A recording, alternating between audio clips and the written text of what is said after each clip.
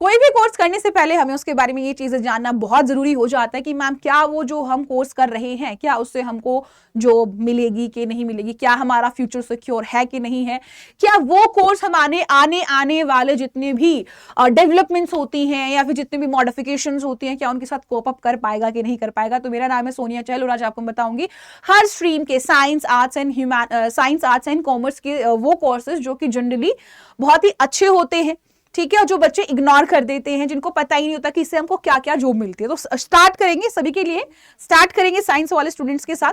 देखो साइंस के अंदर आपके पास दो चीजें आते हैं, एक तो आपके पास साइंस के अंदर आता है नॉन मेड वाला रीजन, एक आपका मेड वाला रीजन होता है।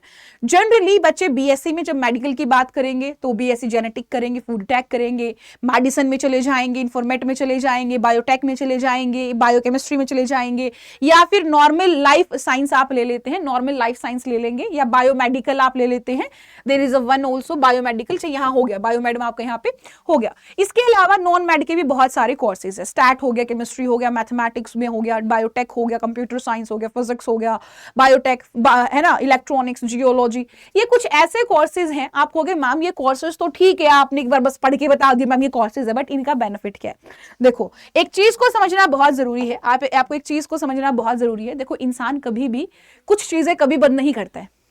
जैसे हमेशा इंसान की नीड होती है खाना, वो खाना हमेशा खाएगा, है ना, और खाना खाएगा, अच्छा खाना खाएगा, न्यूट्रिशन चाहिए होगा। समझो क्रोनोलॉजी, समझो भैया, हम कभी भी फूड खाना बंद नहीं करते हैं। खाना खाना कभी बंद करते हैं क्या? नहीं, खाना खाते नहीं। तो फूड का प्रोडक्शन समझो, क्रोनोलॉजी समझो, इसका फिर क्वालिटी चेक, इसकी फिर क्वालिटी, ये बहुत जरूरी है। और जब क्वालिटी खराब हो जाएगी तो भैया यहाँ पे हम बीमार भी पड़ जाएंगे।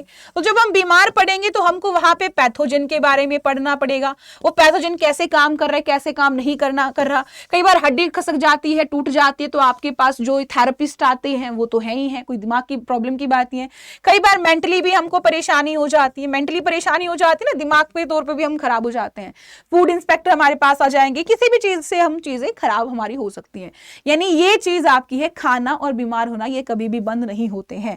और अगर आप खाएंगे तो मतलब एग्रीकल्चर का स्कोप बहुत आगे है। अभी रिसेंट में आप आई थिंक न्यूज आप अगर सुन रहे होंगे तो आपको पता होगा कि अभी बहुत अच्छे अच्छे ऐसे बिल्स पास हुए हैं या फिर जिसकी बात की गई है जो कि आगे इन फ्यूचर में आएंगे।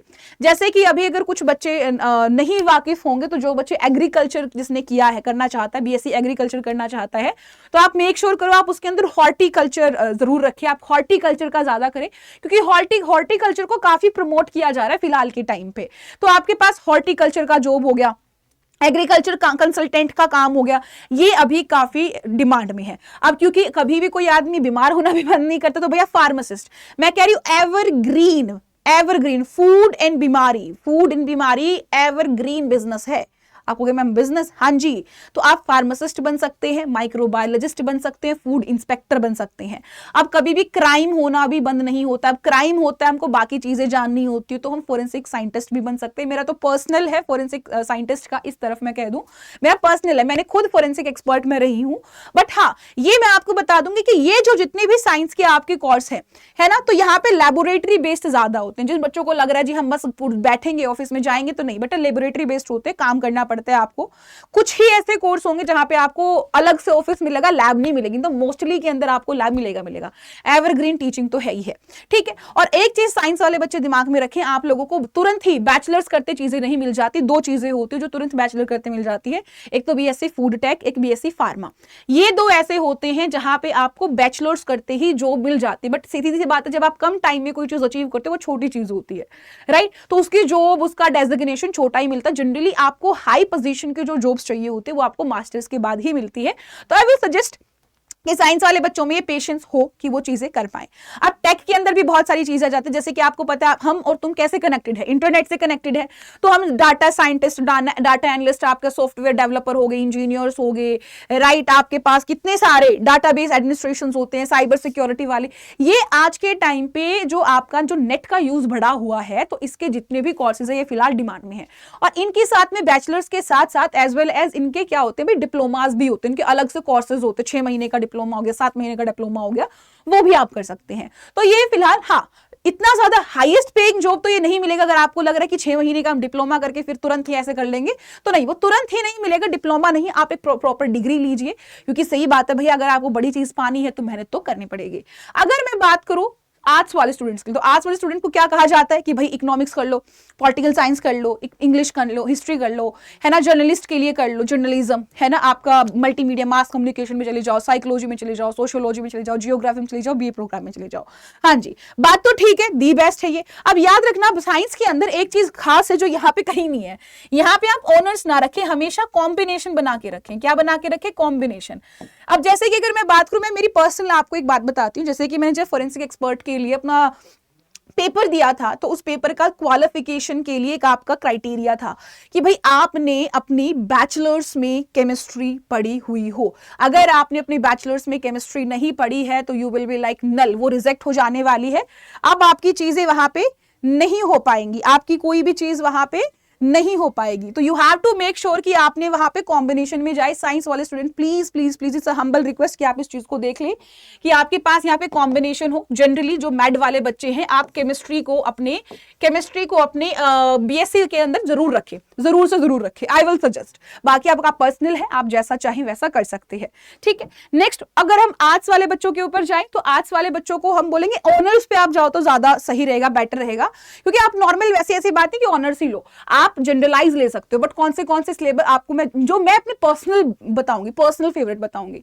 तो आपके अंदर पर्सनल फेवरेट है जो मैंने पहले नंबर पे लिखा है, बीए इकोनॉमिक्स। आपको पता होगा रिसेंट में एक बड़े तगड़े पैकेज पे आपका गया है एक बच्चा इकोनॉमिक्स की, इसकी हाई डिमांड होती है। चाहे तुम टीचिंग के जॉब में चले जाओ, चाहे तुम पॉलिटिकल करियर में चले जाओ, तुम कहीं चले जाओ, चाहे तुम किसी कंपनी में चले जाओ, प्राइवेट गवर्नमेंट एनीवेयर, इकोनॉमिक्स कभी मिलता ही नहीं है। कोई एक ऐसा बच्चा जो इकोनॉमिक्स में दी बेस्ट हो, नहीं मिलता है भैया। So you have to make sure, अगर आप यहाँ पे आपका फोर्टे है इकोनॉमिक्स में, तो गो फॉर दैट हाईएस्ट, मतलब पैसा ही पैसा है ना, याद रखना इस चीज को। तो इकोनॉमिक्स का तो नाम में ही पैसा है, ठीक है। पॉलिटिकल साइंस हो सकता है, आप जो मैं कहूंगी आपको रखने के लिए number 1, number 2, number 3 and number 4। ये मैं मेरे पर्सनल फेवरेट आपको बता रही हूं, ठीक है। And you can go for number 5। आपको मैं बाकी आपको अकॉर्डिंगली बता रही हूँ।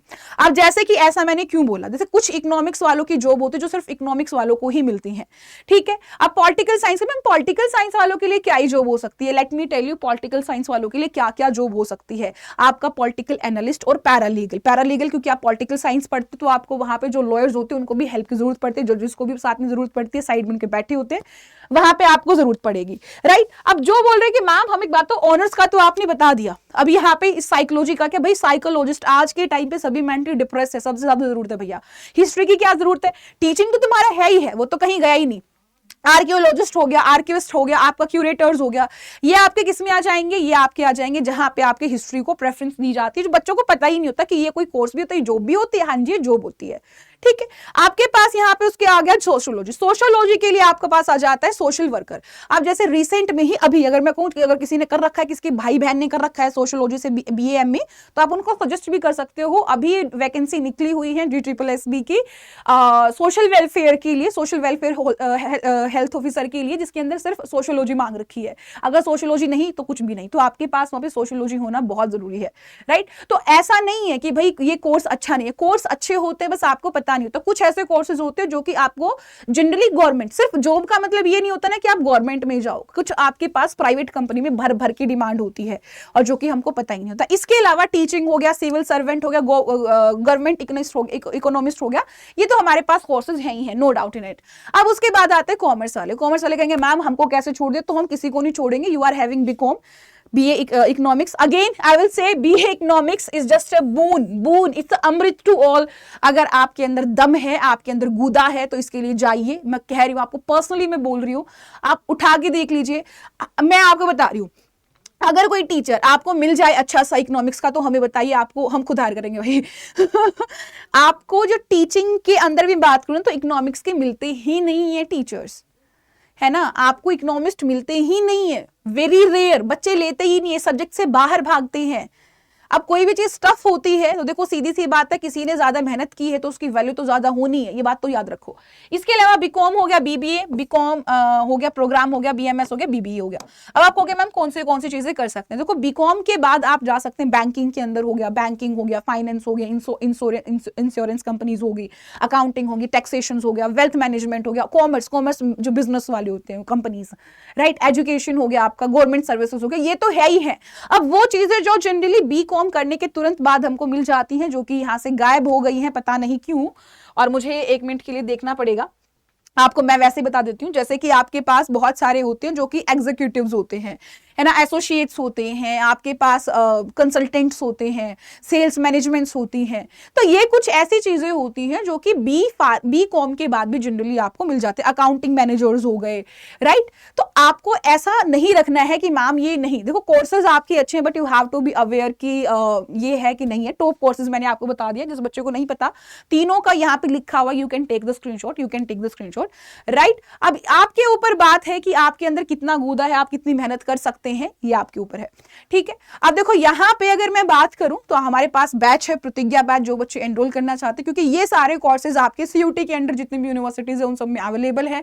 तो अगर आप सीयूटी एग्जाम दे रहे हैं तो गो फॉर द प्रतिज्ञा बैच, आई विल से प्रतिज्ञा प्लस। देखो प्रतिज्ञा बैच है जहां पे आपको सिर्फ थ्योरी कराई जाएगी, प्रैक्टिस कराया जाएगा, मॉक टेस्ट कराया जाएगा, ठीक है। उसके अलावा PYQ की बुक हो गई, आपकी थ्योरी की बुक हो गई, वो आपको नहीं मिलेगी। पर प्लस के अंदर आप जाओगे तो आपको यहाँ पे एक्स्ट्रा एक सिलेक्शन किट मिलती है, जिसके अंदर previous year question paper solve मिलेंगे, आपकी टेस्ट सीरीज आपको मिलेगी, साथ में बुक्स भी आपको मिलेंगी। तो यहाँ पे एक सिलेक्शन किट एक्स्ट्रा मिल जाती है प्रतिज्ञा प्लस में, जो कि आपके लिए बेनिफिशियल है ना। हाइब्रिड किट मॉडल आपको मिलता है टेस्ट सीरीज का, क्योंकि आपको पता है अभी हाइब्रिड होने वाला है। So you have to do कि भाई आप जब भी प्रतिज्ञा बैच ले, तो प्रतिज्ञा बैच लेते हुए भी होली चल रहा है तो स्पेशल डिस्काउंट है, Y697S कोड आप यूज कर सकते हैं। इससे आपको क्या मिल जाएगा, इससे आपको अच्छा खासा डिस्काउंट मिल जाएगा। अगर किसी बच्चे को अभी भी कोई प्रॉब्लम आती है इस चीज को समझने में कि भाई मैम मैं नहीं समझ पाया हूं, तो you can do email sonia.chahal@adda.com। ये याद रखना, इट्स adda.com, adda 24/7 एक्चुअली। आप मुझे यहाँ ईमेल कर सकते हैं, you can email me there and I will try कि आपका बेस्ट टू बेस्ट यहाँ पे डाउट सोल्व हो जाए। अब आप लेंगे कहाँ से कोर्स, आप जाएंगे 24/7 की ऑफिशियल वेबसाइट पे, then you are having all course के बाद under grade, then UG, then science, जो भी आपका चाहो आप यूजी साइंस जो भी ले सकते हैं, प्रतिज्ञा प्लस। यहाँ पे आप बाय नाउ करेंगे तो यहाँ पे कोड लगा देंगे, कोड आपको मैंने अभी भी बताया है। कोड आप क्या लगाएंगे, क्योंकि इधर हमारे पास नहीं आएगा तो मुझे खुद ऐसे करना पड़ेगा, Y697S। जैसे ही मैं इसको अप्लाई करूंगी तो यू विल सी 20% डिस्काउंट, किसी भी कॉल से आपको नहीं मिलेगा, ये मैक्सिमम कोड आपको जो है डिस्काउंट देगा ये कोड, ठीक है। तो Y697, इससे आपको इसका जो प्राइस है लगभग 3300 समथिंग कुछ ला जाने वाला है, जो कि काफी हद तक इजी है। इतने में भैया क्या ही लूटेंगे है ना, इतना तो हम वैसे भी वेस्ट कर देते हैं, ये चीज खरीद ली वो चीज खरीद ली, और यहाँ पे इतने में तो आपको कोर्स थ्योरी भी मिल रहा है, टेस्ट सीरीज भी मिल रहा है, PYQ भी मिल रहा है, everything is there, right. So let's hope for the best, all the best everyone, and मिलते हैं एक नेक्स्ट वीडियो में जहां पे मैं आपको बताऊंगी कैसे हम इजीली टाइम को मैनेज कर सकते हैं। सो बाय। अगर आपको सेशन अच्छा लगा है तो do like the video, do share the video, and मेरे गुलाबी दिल के टुकड़ों, मेरे गुलाबी दिल, बहुत सारा गुलाबी दिल कमेंट सेक्शन में कर दीजिएगा। तो बाय।